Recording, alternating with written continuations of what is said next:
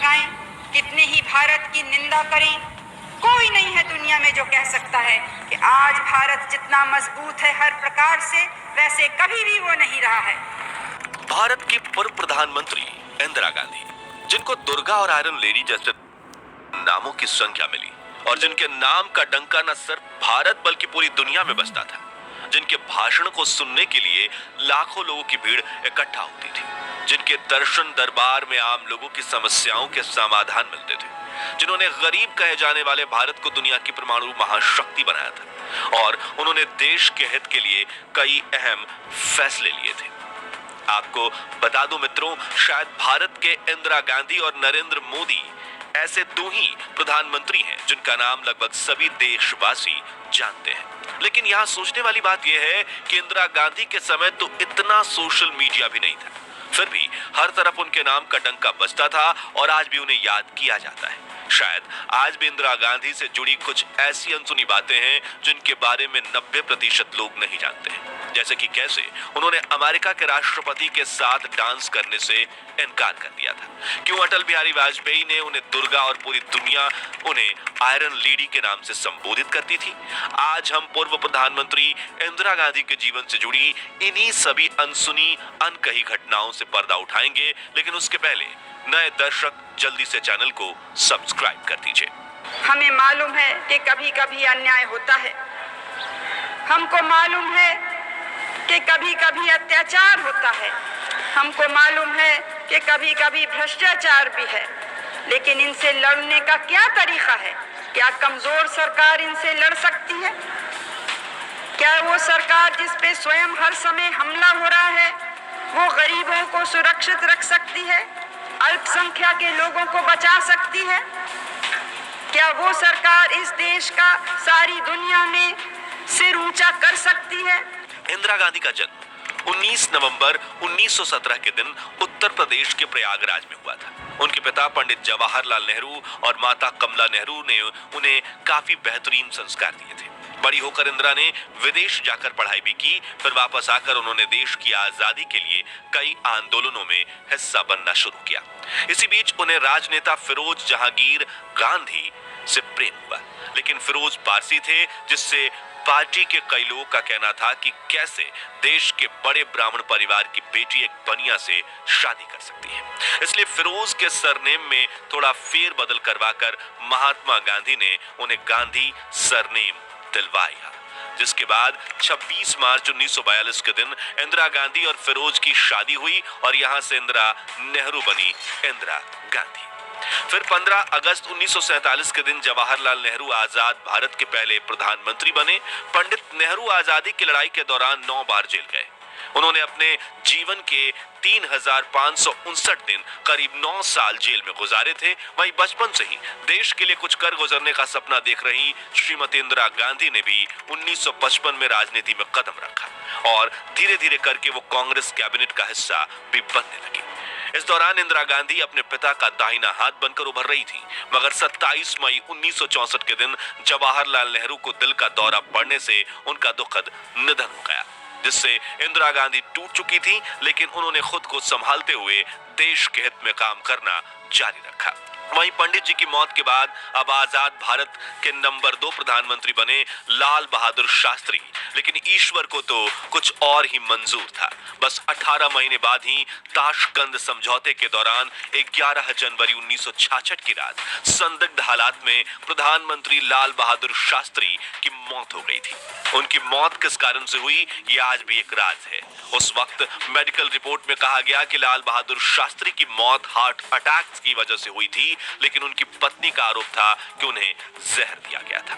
लाल बहादुर शास्त्री जी की मृत्यु के बाद इंदिरा गांधी चुनाव के लिए खड़ी हुई। यहाँ दिलचस्प बात यह भी है कि इंदिरा गांधी की लड़ाई अपने पक्ष के नेता गुलजारी लाल नंदा और मोरारजी देसाई से थी, मगर शास्त्री जी की मृत्यु के बाद कार्यकारी प्रधानमंत्री बने Gulzari. Hair styling goals minus the hair fall drama.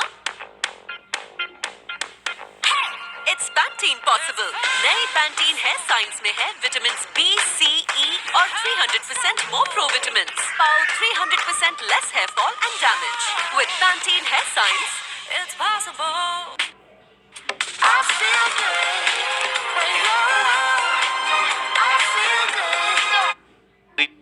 Gopal Nanda ने प्रधानमंत्री पद की रेस से अपना नाम वापस ले लिया।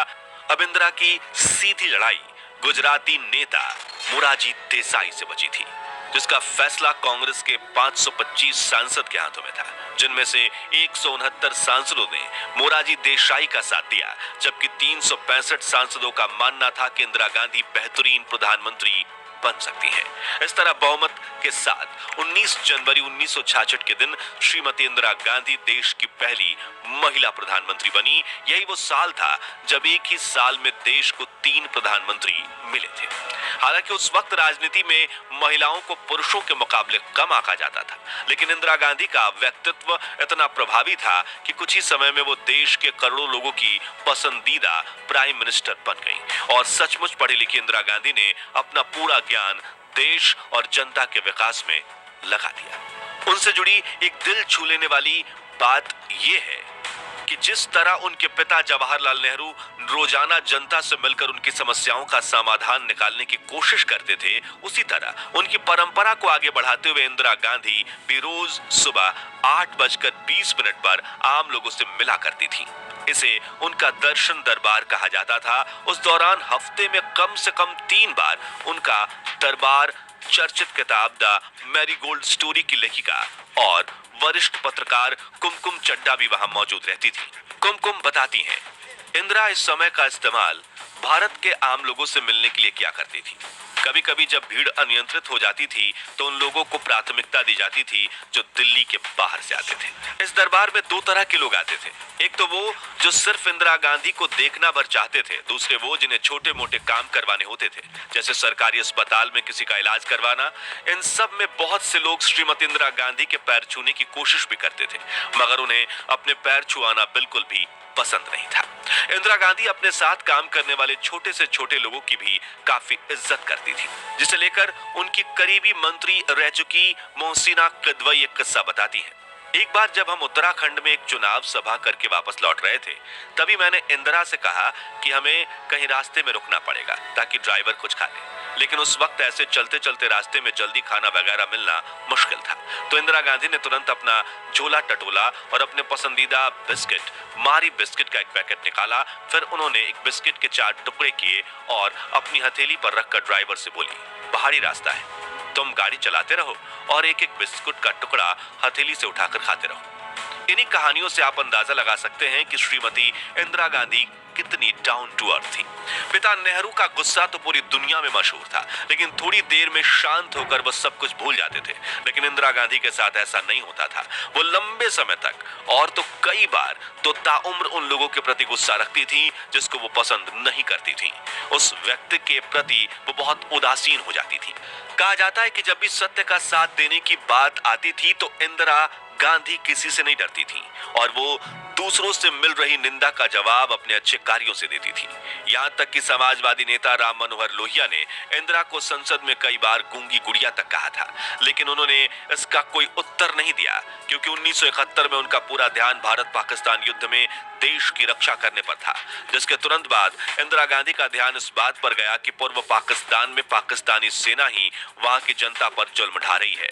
वहां जो लोग अलग देश की मांग कर रहे हैं उन्हें चुप कराने के लिए हत्याकांड किया जा रहा है। तभी उन्होंने बड़ा फैसला लेते हुए पाकिस्तानी सेना की तुलना हिटलर की आर्मी से की और दुनिया के सामने ईस्ट पाकिस्तान को आजादी दिलवाने की बात रखी।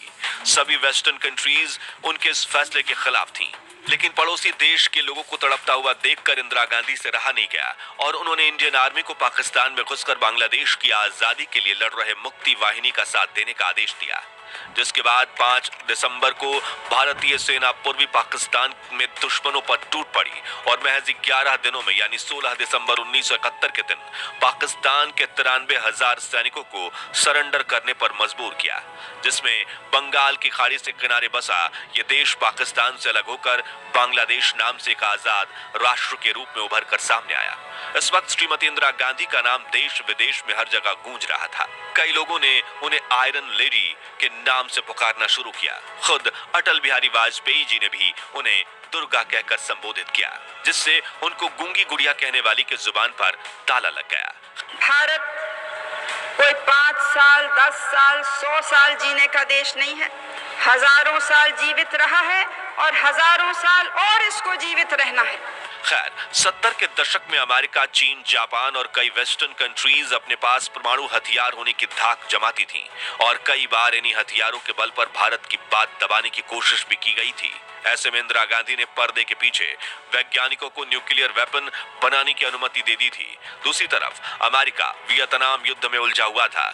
यहाँ भारत में परमाणु हथियार बनकर तैयार था और श्रीमती इंदिरा गांधी ने ऑपरेशन स्माइलिंग बुद्धा इनिशिएट कर दिया, जिसकी अमेरिका को कानो कान भनक तक नहीं लगी। इस ऑपरेशन के तहत हमारे वैज्ञानिकों ने 18 मई 1974 के दिन पोखरण में पहला सफल परमाणु परीक्षण किया था, जिसके बारे में पता लगते ही दुनिया की सभी महाशक्तियों के मुंह खुले के खुले रह गए थे, क्योंकि जिस भारत को वो गरीब राष्ट्र मानते थे वो अब परमाणु शक्ति संपन्न राष्ट्र बन चुका था।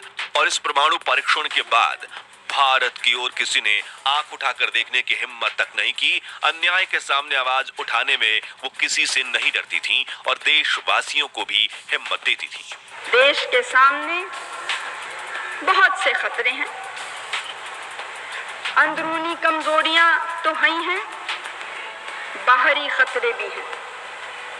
मैं आपको डराना नहीं चाहती हूं और मुझे ये भी मालूम है कि आप डरने वाले भी नहीं हैं।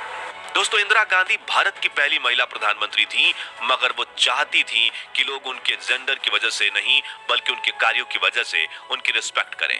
वो अपने हाथों में हमेशा पुरुषों की घड़ी पहनती थी जो मेड इन इंडिया होती थी और उन्हें किसी के मुंह से मैडम प्राइम मिनिस्टर सुनना तो बिल्कुल पसंद नहीं था। वो कहती थी कि मैं काम शेरू भाग गया। इससे भी बड़ी खबर सुनाऊं? रैपिडो पे लोएस्ट प्राइस कैप गारंटी, वरना डबल पैसे आपके गारंटी। डबल गारंटी, गारंटी पे गारंटी, लोएस्ट प्राइस गारंटी। करते हुए अपने आप को महिला नहीं समझती। इसी से जुड़ा एक दिलचस्प किस्सा अमेरिका में भारत के राजदूत रह चुके बीके नेहरू अपनी किताब नाइस गाइज फिनिश सेकंड में बताते हैं कि प्रधानमंत्री बनने के बाद मार्च 1966 में जब इंदिरा गांधी पहली बार अमेरिका आई, तब मुझे प्रेसिडेंट लिंडन जॉनसन के करीबी जैक वेलेंटी का फोन आया, जिन्होंने बताया कि हमने हाल ही में एक पत्रिका पढ़ा है कि इंदिरा गांधी को पसंद नहीं कि कोई उन्हें मैडम कहकर पुकारे। तो राष्ट्रपति लिंडन जॉनसन पूछ रहे हैं कि जब वो इंदिरा गांधी से मिले तो उन्हें क्या कहकर संबोधित करें। जो सुनकर मैंने उनसे कहा कि मैं खुद पीएम इंदिरा गांधी से पूछकर बताता हूँ। वो आगे लिखते हैं कि जब मैंने इंदिरा गांधी को बताया कि ये फोन किस कारण से आया था तो उन्होंने कहा कि राष्ट्रपति जॉनसन अगर चाहे तो मुझे सीधा प्रधानमंत्री कहकर ही बुला सकते हैं, अगर वो मुझे मिस्टर प्राइम मिनिस्टर कहें तब भी चलेगा, और उन्हें ये जरूर बता देना कि मेरे कैबिनेट के मंत्री मुझे सर कहकर भी पुकारते हैं। उसी यात्रा के दौरान जब व्हाइट हाउस में इंदिरा गांधी के लिए डिनर अरेंज किया गया, तब खाने के बाद प्रेसिडेंट जॉनसन ने उन्हें नृत्य करने के लिए आमंत्रित किया। जैसा कि आप सभी जानते हैं कि वेस्टर्न कल्चर में दो बड़ी हस्तियां एक दूसरे के सम्मान में कुछ पल डांस करते हैं। हालांकि इंदिरा गांधी अपने छात्र जीवन में पश्चिमी तरीके का बाल डांस किया भी करती थी, लेकिन उन्होंने बड़े ही विनम्र तरीके से प्रेसिडेंट जॉनसन के आमंत्रण को ये कहकर नकार दिया कि मेरे देशवासियों को ये पसंद नहीं आएगा कि उनकी प्रधानमंत्री किसी के साथ डांस करें। इंदिरा गांधी एक जननेता थी और आम लोगों से उनका कनेक्ट गजब का था। कांग्रेस नेता मोहसिना किदवई एक किस्सा सुनाती हैं। जब 1978 में आजमगढ़ उपचुनाव में उनका चुनाव प्रचार करने इंदिरा गांधी वहां गई थी, वो कहती हैं, उस जमाने में आजमगढ़ बहुत ही पिछड़ी हुई जगह थी और आज भी है, ना कोई रेस्तरां ना कोई खाने की जगह। मैंने इंदिरा जी के लिए सरकारी गेस्ट हाउस में कमरा बुक कराया था। जब हम वहां पहुंचे तो अटेंडेंट कमरा खोलने के लिए मना कर रहा था। उसने कहा कि यहाँ मंत्री जी ठहरेंगे, उनका हुक्म है कि कमरा किसी के लिए ना खोला जाए। वो कहती हैं कि जब कमरा खुलवाने की मेरी सारी कोशिशें नाकामयाब हो गई तो एक बार फिर से कहा, तुम्हें मालूम तो है मैं किसके रुकने के लिए कह रही हूँ? वो बोला नहीं। जब मैंने कहा कि कार में इंदिरा गांधी बैठी हैं, जैसे उसने ये नाम सुना उसने लपक कर कमरे का दरवाजा खोला, मंत्री को एक भद्दी सी गाली दी और बोला नौकरी जाए तो जाए। इस तरह का प्यार था लोगों का इंदिरा गांधी के लिए। किसी कमरे से निकलने से पहले वो उस कमरे की लाइट जरूर ऑफ करती थी, वो भी अपने हाथों से। एक बार वो बाराबंकी की यात्रा पर थी, वो वॉशरूम में थी, तभी राष्ट्रपति फखरुद्दीन अली का फोन उनके लिए आया। उनके साथ गई महसीना किदवई ने दरवाजा खटखटाकर कहा कि उनके लिए राष्ट्रपति का फोन है। इंदिरा गांधी बाहर आई, लेकिन फोन लेने से पहले उन्होंने मोहसिना से कहा कि जाकर पहले वॉशरूम की लाइट बंद करें, जिसे वो जल्दी में बंद करना भूल गई हैं। मोहसिना कहती हैं कि मैं ये सुनकर स्तब्ध रह गई कि एक तरफ भारत का राष्ट्रपति टेलीफोन पर है और इंदिरा गांधी को चिंता है कि वॉशरूम की लाइट ऑफ हुई कि नहीं। श्रीमती इंदिरा गांधी ने अपने पहले कार्यकाल में प्रधानमंत्री पद संभालते समय सत्य और निष्ठा की शपथ ली थी, मगर साथियों वो दूसरी बार जब सत्ता में आई तो वो पूरी तरह से धार्मिक हो चली थी। दूसरी बार उन्होंने ईश्वर के नाम पर प्रधानमंत्री पद की शपथ ली।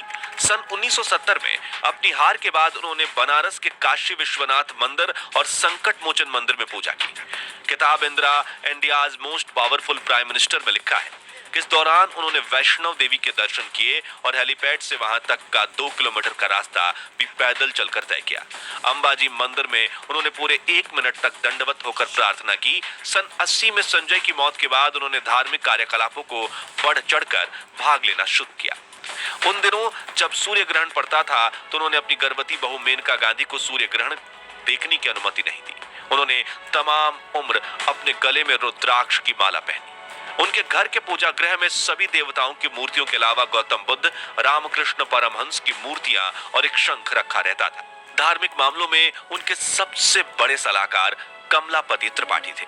कुमकुम चड्ढा अपनी किताब द मैरीगोल्ड स्टोरी में लिखती है कि एक बार नवरात्रि के मौके पर वरिष्ठ कांग्रेस नेता कमलापति त्रिपाठी ने उनसे 9 बालिकाओं के पैर धोकर उनका पानी पी जाने के लिए कहा।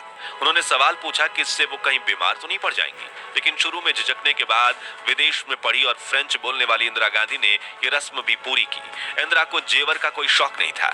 हाँ, वो हाथों में पुरुषों की घड़ी जरूर पहनती थी, वो भी सरकारी कंपनी की। उनकी भारतीयता उनके कपड़ों में साफ झलकती थी। मार्च 1982 में जब लंदन के फेस्टिवल ऑफ इंडिया का आयोजन किया गया और शुरू में राष्ट्रगान बजा तो उनकी दोस्त रही पुलुल चेकर ने नोट किया कि उनकी आंखें नम हो गई थी। वो अपने राजनीतिक प्रतिद्वंदी मोरारजी देसाई को वो हमेशा मोरारजी भाई कहकर संबोधित करती थी और जज जीवन राम को उन्होंने हमेशा बाबूजी कहा। दक्षिण के चुनाव दौरे के दौरान या प्रचार करते करते रात हो जाती थी तो वो कार में बैठे बैठे अपने दोनों घुटनों के बीच टॉर्च रखकर जला लेती थी ताकि उनकी रोशनी उनके चेहरे पर पड़े और लोग अंधेरे में भी उनको देख सके। तो दोस्तों, आज के लिए बस इतना ही। मगर वो कौन सा कारण था जिसकी वजह से इंदिरा गांधी को इमरजेंसी लागू करनी पड़ी थी और क्यों की गई थी इंदिरा गांधी की हत्या? क्या वाकई में संजय गांधी ने अपनी मां इंदिरा गांधी को पार्टी में थप्पड़ मार दिया था या फिर सिर्फ विपक्ष की फैलाई यह एक अफवाह है?